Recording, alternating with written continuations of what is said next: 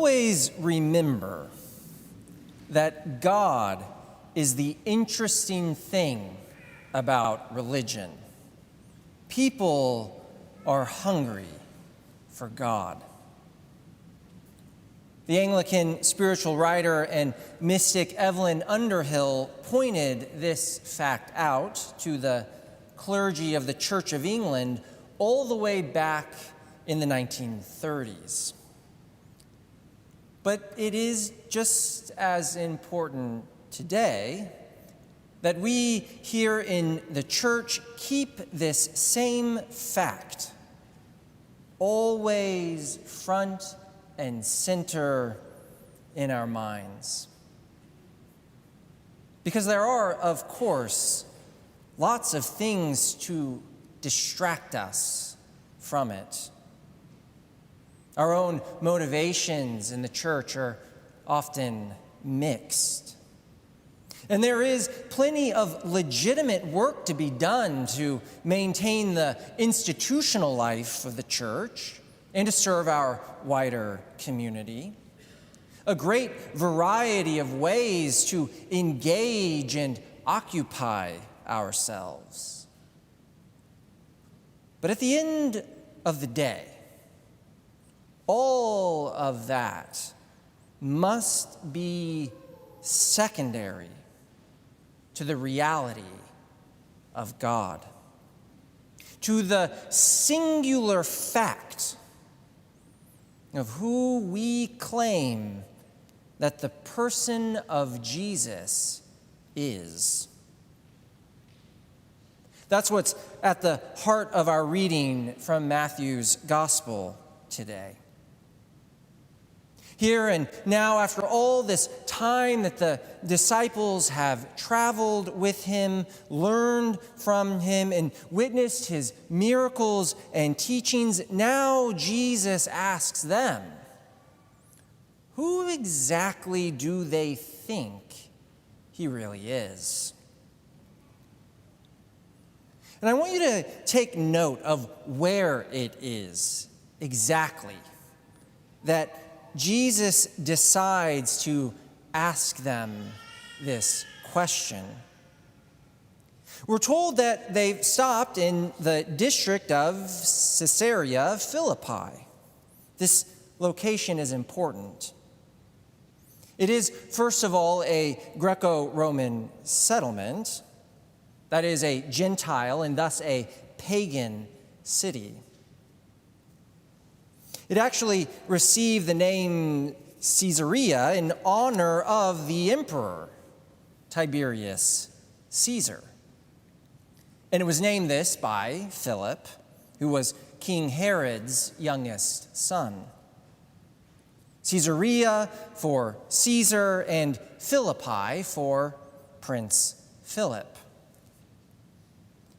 And it turns out that in this particular city, there was nearby a very special cave. Because within this cave, there was a spring of water that came up from underground and actually feeds into the Jordan River.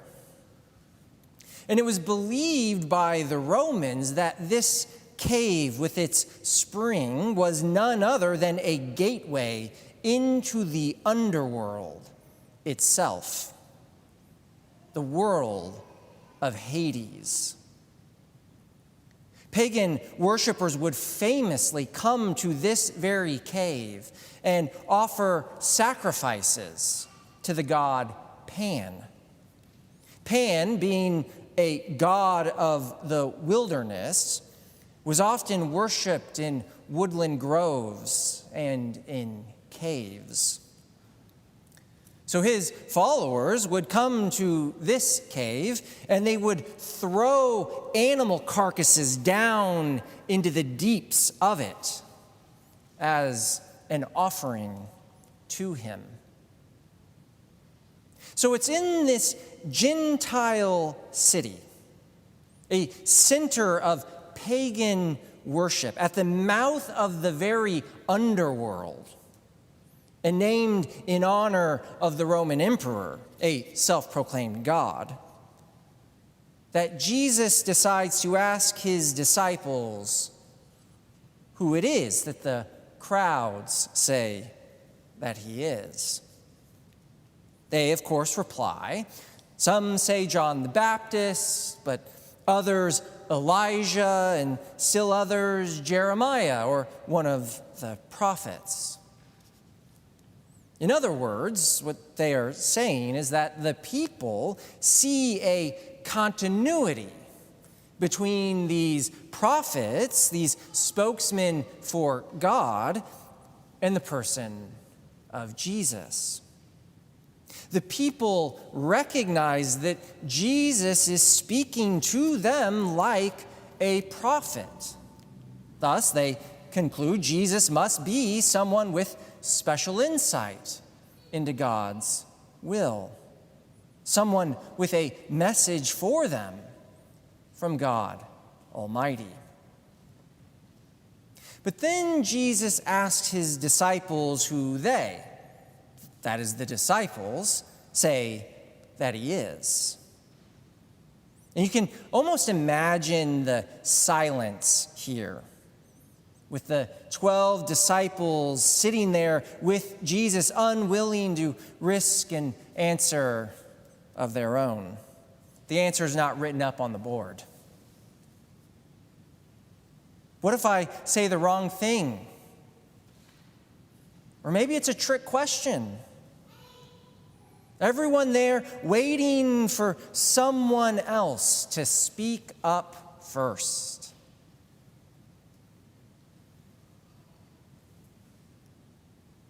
And then finally, Peter bravely speaks up on their behalf and boldly proclaims who it is that they believe Jesus really is.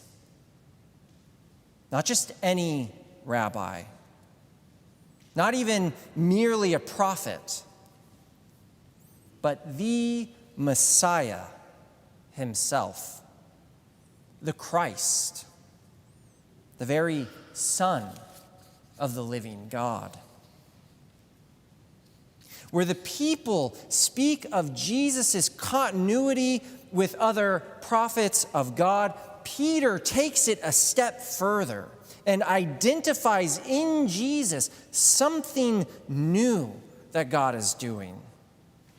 Here before us is God's own Son, preparing to make all things new.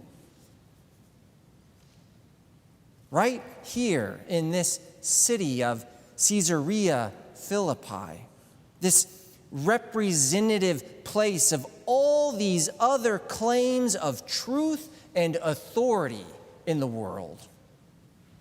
Pagan gods, a Roman emperor, and even death itself. Right here, standing before the very gates of Hades, Peter stands on the claim that Jesus is the Messiah, the Christ.